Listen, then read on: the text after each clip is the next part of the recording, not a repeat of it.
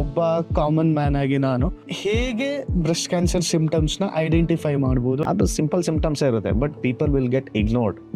Early ಸ್ಟೇಜಲ್ಲಿ ಕ್ಯಾನ್ಸರ್ಗೆ they are very symptoms are very mild symptoms. They are usually painless, struggle ಮಾಡೋದಿಲ್ಲ. If you leave it like that, the symptoms will be very advanced and patient will have a pain. That is when patient will come to a doctor to show. ಆ ಟೈಮಲ್ಲಿ advance ಆಗಿರುತ್ತೆ. ಅವಾಗ advance ಸ್ಟೇಜಲ್ಲಿ ಏನು ಮಾಡಲಿಕ್ಕಾಗಲ್ಲ. So that is Y it is important to know about the symptoms of a cancer, especially the breast cancer. For example, any lump, painless lump which is of recent onset, ಈಗ ಒಂದು ತಿಂಗಳಿಂದ ಇದೆ, 2 ತಿಂಗಳಿಂದ ಇದೆ, ದಪ್ಪ ಆಗ್ತಾ ಇದೆ, okay, could be A breast cancer symptom. Especially post menopausal, ಅಂದರೆ 40 ವರ್ಷ 50 ವರ್ಷ ಆದ ಏಜ್ ಗ್ರೂಪಲ್ಲಿ ಈ ಥರ ಲಂಪ್ ಇತ್ತು ಅಂದರೆ ಶುಡ್ ನೆವರ್ ಇಗ್ನೋರ್.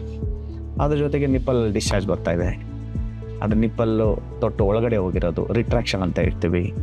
ಆಮೇಲೆ ಸ್ಕಿನ್ನಲ್ಲಿ ಒಂದು ಆರೆಂಜ್ ಪೀಲ್ ಅಪಿಯರೆನ್ಸು, ಅಥವಾ ಸ್ಕಿನ್ನು ಏನಂತಾರೆ ಗಾಯ ಆಗಿರೋದು, ಓಕೆ, ಅದ್ರ ಜೊತೆ ಕಂಗಳಲ್ಲಿ ಗಂಟು ಬಂದಿರೋದು.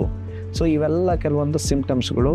ಸೊ ಪೀಪಲ್ ವಿಲ್ ಇಗ್ನೋರ್, ಯಾಕಂದರೆ ಅವ್ರಿಗೇನು ಅನಿಸ್ತಿರಲ್ಲ, ಅವ್ರಿಗೆ ನೋವು ಆಗ್ತಿರಲ್ಲ, ಯೂಶಲಿ ಪೈನ್ಲೆಸ್ ಇರುತ್ತೆ. So if you leave it like that, it will get advanced and it will go to other part of the body.